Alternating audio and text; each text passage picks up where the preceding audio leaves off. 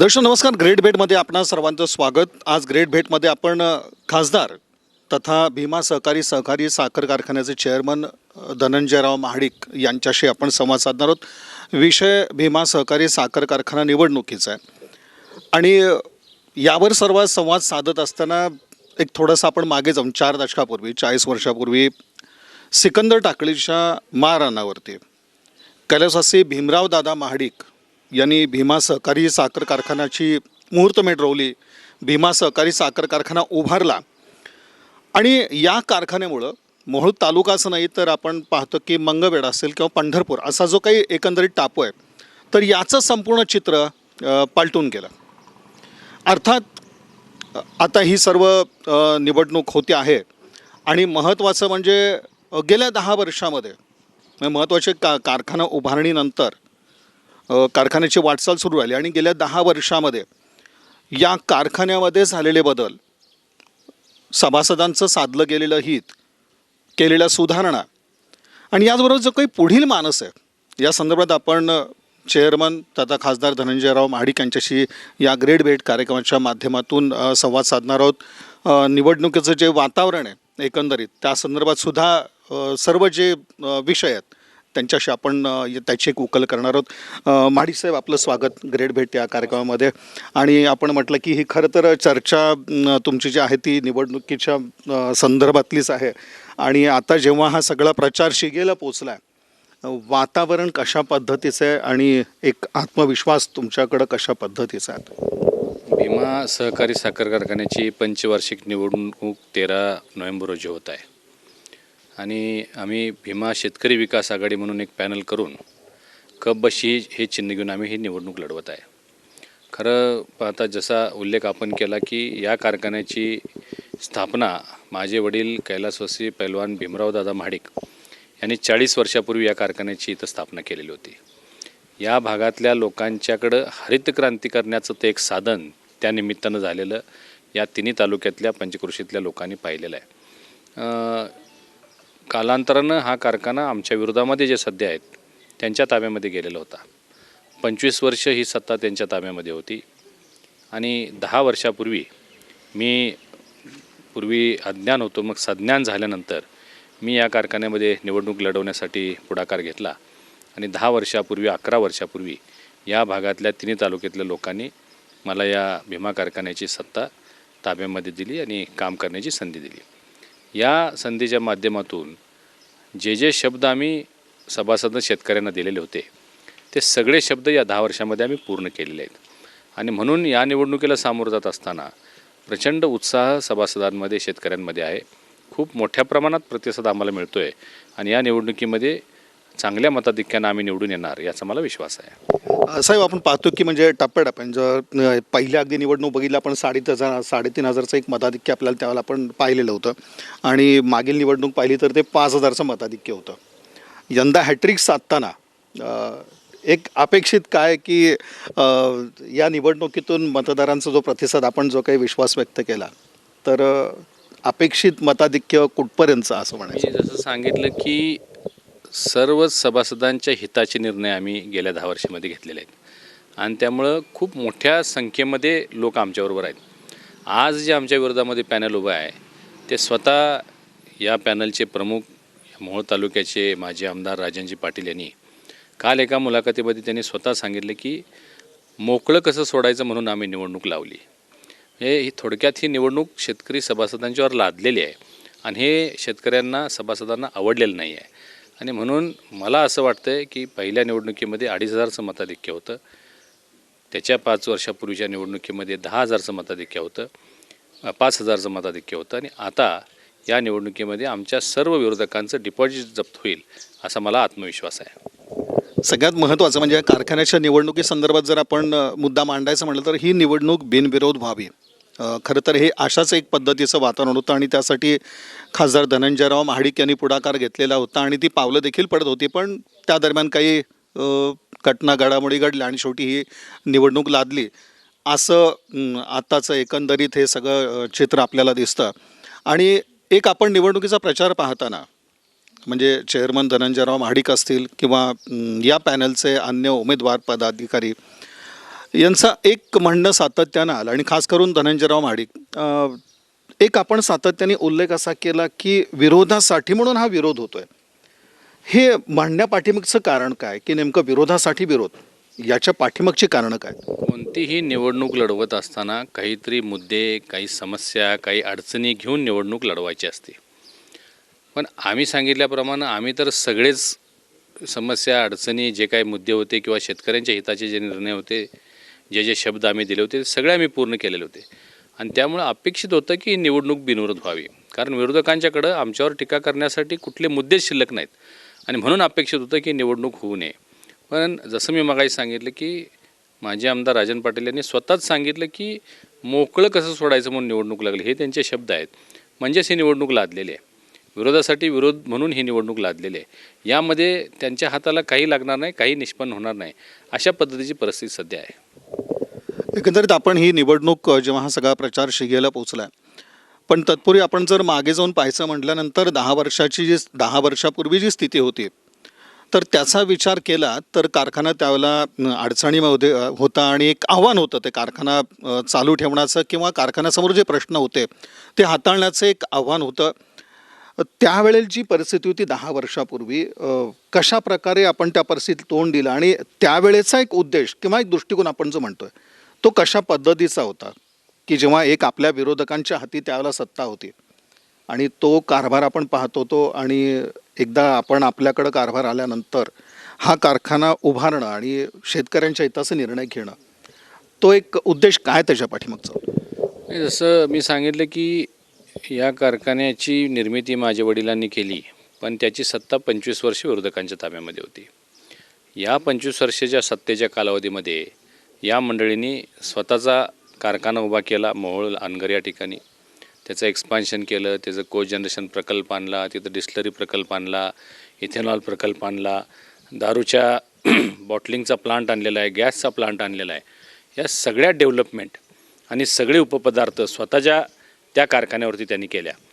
पण भीमा कारखान्यावर 25 वर्ष असूनसुद्धा भीमा कारखान्यामध्ये एकही उपपदार्थ निर्मिती नाही किंवा आहे त्या कारखान्याचं एक्सपान्शन नाही, कुठलंही नवीन प्रोडक्ट नाही. अशा पद्धतीनं भीमाची हेळसांड केली आणि हेच आम्ही लोकांच्या समोर जाऊन मांडलं की जर तुम्ही आम्हाला सत्ता दिली तर आम्ही या भागातला ऊसाचा अतिरिक्त असणाऱ्या ऊसाचा प्रश्न आम्ही मार्गी लावू. कारण या भागामध्ये खूप मोठ्या प्रमाणात ऊस उपलब्ध आहे. 3 तालुक्याच्या शिवेवरती हा भीमा कारखाना आहे, नदीच्या काठावरती हा भीमा कारखाना आहे, कॅनलचं मोठ्या प्रमाणात पाणी इथं उपलब्ध आहे आणि म्हणून ऊसाची उपलब्धता जास्त होती. आम्हाला या कारखान्यातून, या परिसरातून इतर कारखान्यांना मोठ्या प्रमाणात ऊस जात होता आणि म्हणून आम्ही लोकांना सांगितलं की आम्ही एक्सपान्शन करू. आमच्या आव्हानाला मान देत या भागातल्या लोकांनी भीमा कारखान्याची धुरा माझ्या हातामध्ये दिली आणि आम्ही त्यांना जो शब्द दिलेला होता तो 2015 साली आम्ही पूर्ण केला. कारखान्याचे एक्सपान्शन केलं, कोजनरेशन प्रकल्प केला, कारखान्यावरती नवीन नवीन शिक्षण संस्था करणं किंवा अन्य शेतकरी हिताचे जेवढे काही निर्णय आम्ही घोषित केले होते ते सगळे पूर्ण केले. तुम्ही ज्या अडचणींचा उल्लेख केला मगाशी, 2015ला आम्ही बँकेकडून 200 कोटी रुपये घेऊन हा प्रकल्प उभा केला आणि 5 वर्षाची त्याची परतफेड असताना 2017 आणि 2019 हे 2 वर्ष दुष्काळामुळं कारखाना बंद राहिला. परिणाम असा झाला की 2 हप्ते आमचे गेले नाहीत आणि त्यामुळं आपण संस्था NPAमध्ये गेली आणि अडचणीमध्ये वाढ झाली. आता हे झाली नैसर्गिक अडचण, पण याच अडचणीचा गैरफायदा घेत आमच्या ज्या विरोधामध्ये आहेत त्यांचं सरकार, राज्यामध्ये सरकार त्यांचं होतं, त्याचा दुरुपयोग करत त्यांचे जे आमचे कोल्हापूरचे मंत्री आहेत, कोल्हापूरचे खासदार आहेत, इथले आमदार आहेत, माजी आमदार आहेत, या सगळ्यांनी मिळून सत्तेचा गैरवापर करून भीमा कारखाना जो अडचणीत होता आणखीन कसा अडचणीत आणता येईल. उदाहरणार्थ 17-18 सालची 40 कोटी रुपयाची FRP आमची देय बाकी होती शेतकऱ्यांची. भीमा कारखान्याच्या गोडाऊनमध्ये 70 कोटी रुपयाची साखर शिल्लक होती आणि आम्ही ती विक्री करून सभासदांचे पैसे देणार होतो. परंतु विरोधकांनी RRCची कारवाई झाल्यानंतर भीमावरचे 7 गोडाऊन सील केले आणि 70 कोटी रुपयाची साखर 2.25 वर्ष सील करून ठेवली. त्यामुळे आम्ही शेतकऱ्यांचे पैसे देऊ शकलो नाही. खूप विनंती केली, खूप प्रयत्न केले की बाबा अशा पद्धतीने तुम्ही त्रास देऊ नका, साखर विक्री करून बिलं देऊ, कामगारांचं पेमेंट देऊ. पण त्यांना भीमा बंद पाडायचा असल्यामुळं त्याने अशाच प्रकारचे अनेक आघात केले. ऑडिटर नेमले, चौकशा नेमल्या, आमचे 1700-1800 सभासद रद्द केले. त्यासाठी झगडत आम्हाला हायकोर्टपर्यंत जावं लागलं. हायकोर्टातून आम्ही त्यांची मंजुरी परत आणली. अशा अनेक प्रकारचे त्रास या 2.5 वर्षाच्या कालावधीमध्ये त्या मंडळींनी दिले. तरीसुद्धा आम्ही या सगळ्या आव्हानाला तोंड देत आम्ही नंतर ह्या कोर्ट मॅटर करून किंवा कोर्टाचा न्यायव्यवस्थेच्या माध्यमातून ते सील ओपन करून साखर विक्री करून शेतकऱ्यांचे पैसे दिले. म्हणजे अनेक प्रकारच्या अडचणी त्यांनी निर्माण केल्या, पण या सगळ्या अडचणीला तोंड देऊन आम्ही पुन्हा उभा राहिलो. विरोधकांचा एक अपप्रचार होता की कारखान्याचं एक्सपान्शनच झालेलं नाही, फक्त पत्र्याचे शेड उभे आहेत, मशिनरी नाही आहे. त्याचं प्रत्युत्तर आम्ही काल त्यांना परवाच्या या सगळ्या प्रक्रियेत दिलं की गेल्या वर्षी 5 लाख क्रशिंग एक्सपान्शन झालेल्या मशिनरीतून आणि 12 कोटी रुपयाची वीज निर्मिती आणि एक्सपोर्ट करण्याचं काम आम्ही करून सर्व शेतकऱ्यांचा जो विश्वास आम्ही दिलेला होता तो विश्वास आम्ही प्राप्त केलेला आहे. अडचणी त्याने अनेक आणल्या, पण या सगळ्यातून आपण मार्गक्रमण केलेलं आहे. साहेब, आपण सातत्यानं एक म्हणत आला आणखीन देखील की विरोधकांचा हा प्रयत्न राहिला की सातत्यानं भीमा सहकारी साखर कारखाना अडचणीत आणायचं किंवा हा कारखाना बंद कसा पडेल असं काहीतरी व्यूहरचना आखायची. हा काय राजकीय विरोध म्हणायचा का ह्याला? म्हणजे हा जो विरोध आहे तो कशा पद्धतीचा आहे, मग ह्याला कशा दृष्टिकोनातून पाहताय तुम्ही? 100% हा राजकीय विरोध आहे आणि आमचं एवढंच म्हणणं आहे की हे शेतकऱ्यांच्या प्रपंचा या संस्थेवर अवलंबून आहे. त्यामुळं अशा संस्था या चालल्या पाहिजेत, टिकल्या पाहिजेत, त्याला एकमेकाला मदत केली पाहिजे. पण जे प्रकार सगळे झालेले आहेत, मी आपल्याला सांगितलं की सगळ्यांचा सहभाग त्यामध्ये आहे. मंत्री महोदयांचा, आमच्या कोल्हापूरच्या मंत्री महोदयांचा, खासदारांचा, इथल्या माजी आमदारांचा, विद्यमान आमदारांचा, या सगळ्यांचा सहभाग या सगळ्या प्रक्रियेत होता की ती संस्था बंदच पडावी. त्यासाठी त्यांनी खूप प्रयत्न केले आणि म्हणून आम्ही हवेतल्या गोष्टी करत नाही आहे. त्यांचे प्रयत्न ते सगळे जगजाहीर आहेत. त्यांनी केलेली पत्र, त्यांनी रेकॉर्डवरती पत्र दिलेले आहेत आणि त्यामुळंच ह्या सगळ्या अडचणी आम्हाला आलेल्या होत्या. आणि म्हणून आम्ही सांगतो की त्यांना बंद पाडण्याचा हेतूच त्यांचा हा होता की भीमा कारखाना बंद पडला की त्यांचे जे काही खाजगी कारखाने आहेत या तालुक्यातले ते चांगल्या पद्धतीनं तिकडं ऊस मोठ्या प्रमाणात उपलब्ध होईल, तिथं काही गैरप्रकार चालतात ते आणखीन मोठ्या प्रमाणात त्यांना करता येतील, यासाठीचा त्यांचा हा सगळा प्रयोग आहे असं माझं मत आहे. यातूनच आणखीन एक तो प्रचार होतोय का की हा कारखाना खासगी होतोय, हा सहकार्याने हा खासगी होईल असा जो प्रचार होतोय तो देखील त्याचाच भाग म्हणायचा. हे खरं म्हणजे हास्यास्पद आहे. आज आमच्या विरोधामध्ये जे पॅनल उभं आहे त्यांचं काय म्हणणं आहे की सहकार वाचवण्यासाठी आम्ही निवडणूक लढवत आहे. आता हे कोण म्हणतंय? ज्यांचे स्वतःचे कारखाने खाजगी आहेत ते म्हणतात की आम्ही सहकार वाचवण्यासाठी आहे. भीमा कारखाना हा सहकारी तत्वावरती माझ्या वडिलांनी स्थापन केला होता. तो आजही सहकारी आहे, नेहमीच सहकारी राहणार आहे. आज ते अपप्रचार करतायत की मी तो कारखाना खाजगी करणार. इथल्या सगळ्या जनतेला माहिती आहे की अनगरचा जो कारखाना सहकारी तत्वावर उभा केलेला होता, सर्वसामान्य गोरगरीब शेतकऱ्यांच्याकडून पैसे घेऊन त्यांचे शेअर्स घेऊन तो कारखाना उभा केला आणि भीमाची सत्ता आमच्या ताब्यात आलेल्या 1 वर्षात त्यांनी त्या कारखान्याचं, लोकनेते कारखान्याचं खाजगीकरण केलं. हे सगळं जगजाहीर आहे आणि त्यांनी असं म्हणणं की आम्ही भीमा खाजगी करतोय हे हास्यास्पद आहे. उलट त्यांना याची सत्ता हस्तगत करून हा सुद्धा खाजगी करायचा आहे असा त्यांचा डाव आहे असं माझं मत आहे. आणि एकंदरीत हा सगळं काहीतरी आक्रमक काहीतरी वेगळा प्रचार सुरू असताना तुम्ही मात्र संयमाने त्या सगळ्या गोष्टींना उत्तरं देताय. हा एक प्रकार आपण काय म्हणायचं की ही अशा पद्धतीची भाषा वापरली जाणं आणि त्यातही म्हणजे नेहमी तुमच्या स्वभावाला साजेसं असं आपण म्हणू की तुम्ही संयमीपणेच सगळं हे सगळं हाताळताय. हा आपापल्या संस्कृतीचा भाग आहे. आज जे आमचे विरोधक टीका टिप्पणी करतायत ते मुद्द्याला धरून त्यांचा प्रचारच नाही आहे. शेतकऱ्यांचं आणि कारखान्याचं नातं काय आहे? शेतकऱ्यांना कारखान्याकडून अपेक्षित काय? आपण कष्टानं पिकवलेला ऊस त्याचं योग्य वजन झालं पाहिजे आणि चांगला दर मिळाला पाहिजे. या बाबतीत आमचे विरोधक बोलतच नाही आहेत. आता या वर्षीचा दर 26 रुपये दर सोलापूर जिल्ह्यात सगळ्यात पहिल्यांदा मी जाहीर केला आणि पहिली उचल 22 रुपये मी जाहीर केलेले आहे. आता हे त्यांनी त्यांच्या कारखान्यावर सुद्धा करायला पाहिजे होतं, त्याबद्दल ते बोलत नाहीत. ते म्हणतात भीमा कारखाना आमच्या ताब्यात आल्यानंतर आम्ही देऊ. आम्ही म्हटलं भीमा तर तुमच्या या जन्मात तुमच्या ताब्यामध्ये येत नाही. आज जो लोकनेते कारखाना तुमच्या ताब्यामध्ये आहे, तुम्हाला तुमचा कारखाना कर्जमुक्त झालेला आहे म्हणून तुम्ही सांगता. तुम्ही भीमासारखा दर देतो, भीमाप्रमाणे चोख वजन आम्ही देतो. मी आपल्याला आवर्जून सांगेन की मी हे घोषित केलेलं आहे की भीमा कारखान्यावर जे सभासद शेतकरी ऊस पाठवतात त्यांनी तालुक्यातल्या कुठल्याही वजन काट्यावर वजन करून ऊस भीमा कारखान्याला पाठवा. 1 किलोचा जरी फरक आला तर 1 लाख रुपये बक्षीस मी जाहीर केलेलं आहे. महाराष्ट्रात असं कुणी अजून जाहीर केलेलं नाही आणि म्हणून माझं त्यांना आव्हान आहे की तुम्ही या 2 गोष्टी जाहीर करा की फरक आला तर आम्ही बक्षीस देतो, 26 रुपये दर देतो. एवढं जरी म्हटलं तरी शेतकरी तुम्हाला प्रतिसाद देतील.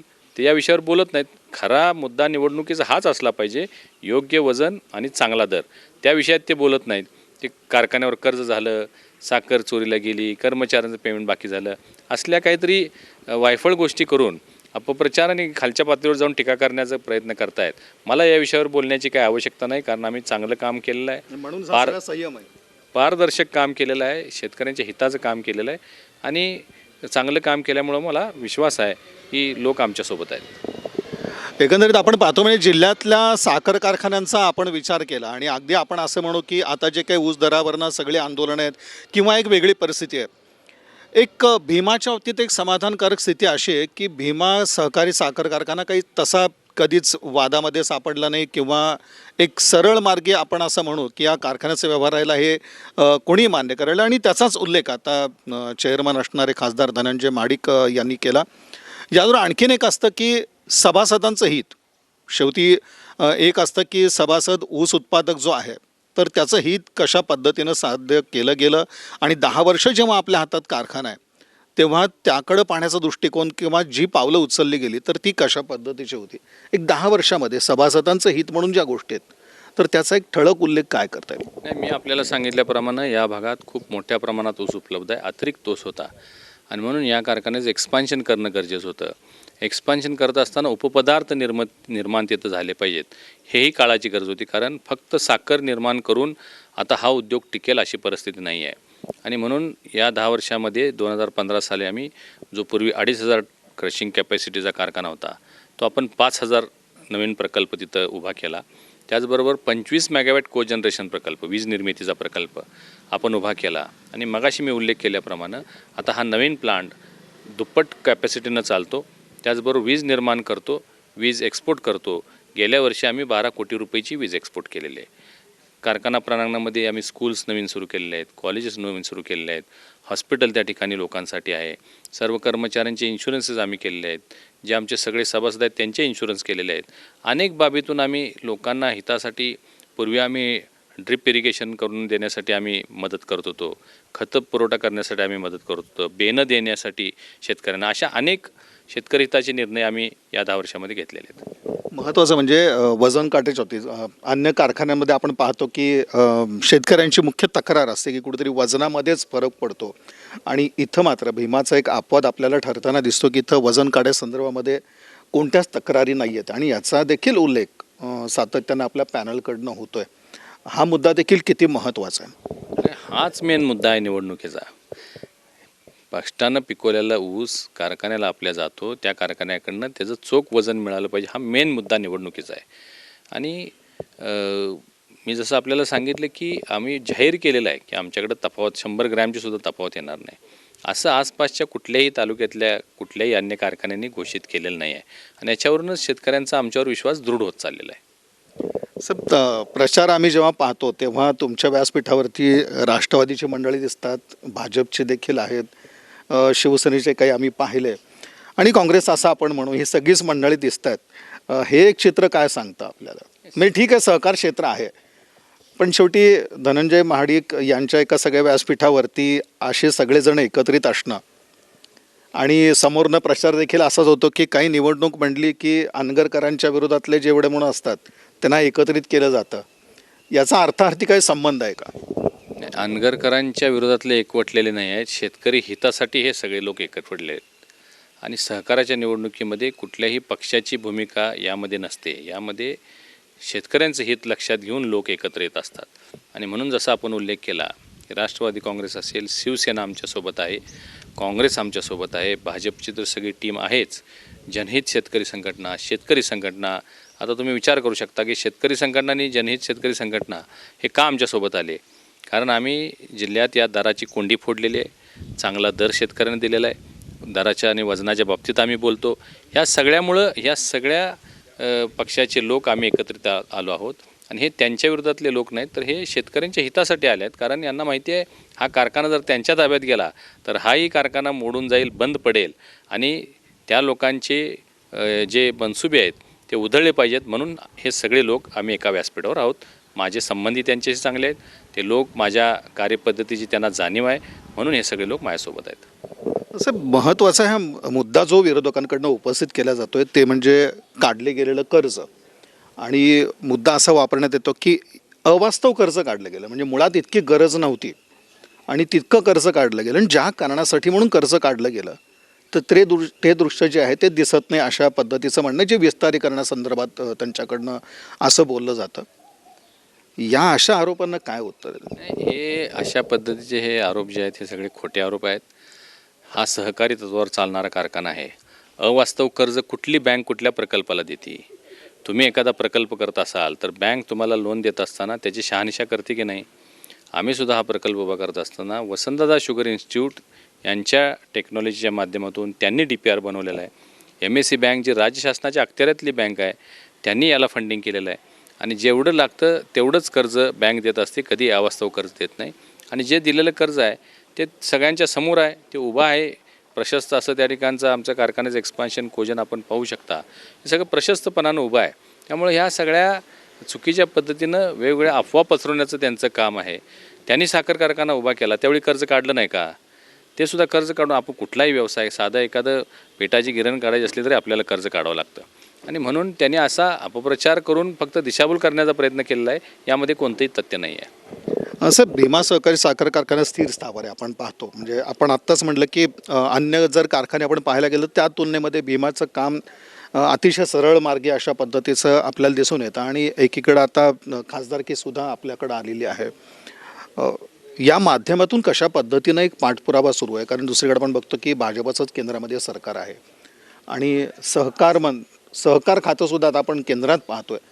भीमाला ह्या सगळ्या गोष्टीचा तुमच्या खासदारकीचा कितपत आता फायदा होईल? कारण तो निश्चित आता एक राज्यसभेचा खासदार काय करू शकतो हे आपण 3-4 दिवसापूर्वी पाहिलं असेल.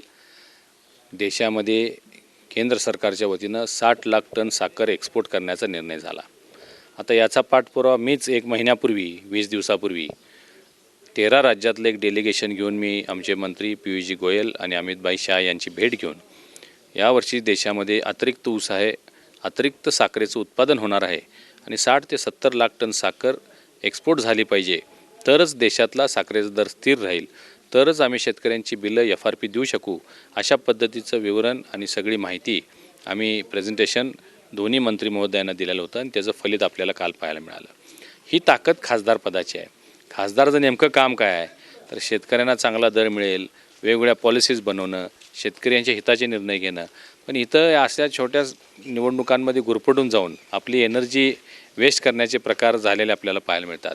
आणि म्हणून खासदाराचं जे काम असतं ते दिल्ली दरबारी आहे. विकासाच्या दृष्टिकोनातून त्यांनी काम करायचं असतं. भीमा कारखान्याला माझ्या खासदारकीचा निश्चितच उपयोग होणार आहे. मी आपल्याला जसं सांगितलं की 2.5 वर्षामध्ये खूप त्रास त्यांनी दिला. आता आमच्या विचाराचं सरकार आलेलं आहे. आमच्या विचाराचं सरकार राज्यामध्ये आहे, केंद्रामध्ये आहे. जे आम्हाला इथेनॉल प्रोजेक्ट आता पुढं करायचा आहे त्यासाठी आता कोणी किंवा विरोध या माध्यमातून होणार नाही आणि शासकीय पातळीवर राजकीय पातळीवर यामध्ये आम्हाला सहकार्य होऊन हा 1.5 लाख लिटरचा इथेनॉलचा प्रकल्पसुद्धा लवकरच आम्ही कारखान्यावर कार्यान्वित करत आहोत. निश्चित अशा सगळ्या गोष्टी करण्यासाठी या पदाचा लाभ होतो आणि फक्त माझ्याच कारखान्याला नाही, महाराष्ट्रातल्या अन्य कारखान्यांनी सुद्धा इथेनॉलचे प्रकल्प उभा करावे यासाठी माझा प्रयत्न सुरू आहे.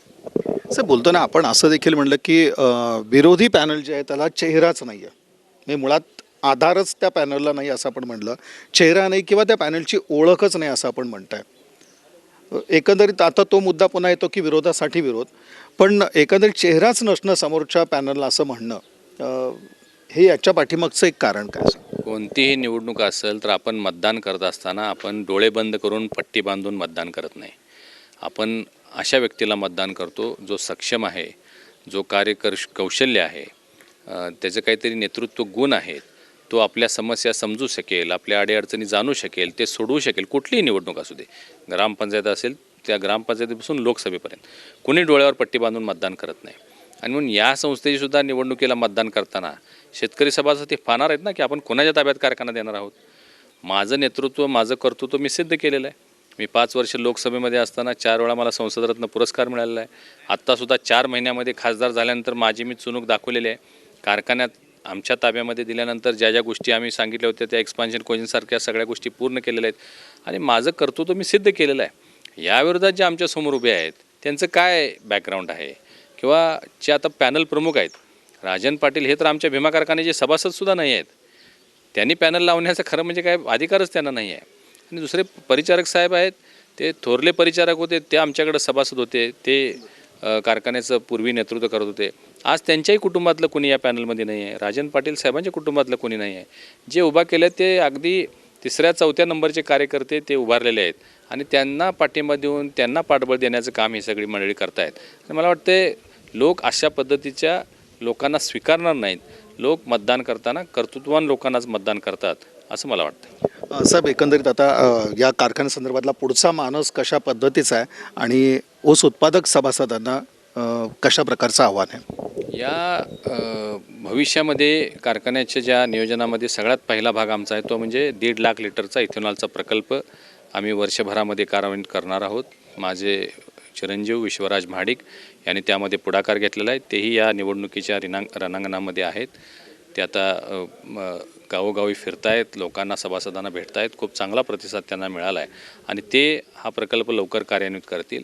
त्याचबरोबर पूर्वीच्या ज्या सगळ्या निसर्गनिर्मित आणि मानवनिर्मित अडचणी होत्या त्या सगळ्या अडचणीतून बाहेर पडून भीमा कारखाना हा दर देण्याच्या बाबतीत जिल्ह्यात टॉपला राहील, राज्यात त्याचं नाव होईल या दृष्टिकोनातून काम करण्याचा माझा प्रयत्न भविष्यात असणार आहे. भीमा सहकारी साखर कारखाना दर देण्याच्या बाबतीमध्ये सर्वात आघाडीत राज्यामध्ये राहील असा एक दावा आणि आत्मविश्वास खासदार धनंजयराव महाडिक यांनी या ठिकाणी केला. आणि हा सगळा कारखाना चालवताना केवळ सभासदांचं हित डोळ्यासमोर ठेवून आम्ही चाललो आहोत आणि या सर्व सभासदांचा मोठा विश्वास आमच्यावरती आहे आणि हाच विश्वास या निवडणुकीच्या माध्यमातून मतदानाच्या माध्यमातूून दिसून येईल आणि त्यामुळं हॅट्रिक जी आहे तर ती तर पक्कीच आहे. आता औपचारिकता किंवा एक मताधिक्य किती याची एक औपचारिकता राहिली आहे अशा प्रकारचं म्हणणं इथं धनंजयराव महाडिक यांनी मांडलं. खरं तर ह्या प्रचाराच्या व्यस्त वेळापत्रकातून त्यांनी मेट्रो BR न्यूजला आपला वेळ दिला आणि सविस्तरपणे आमच्याशी आणि सभासदांशी सुद्धा संवाद या माध्यमातून त्यांनी साधला. याबद्दल चॅनलच्या वतीने त्यांचे मनपूर्वक आभार. सर, धन्यवाद.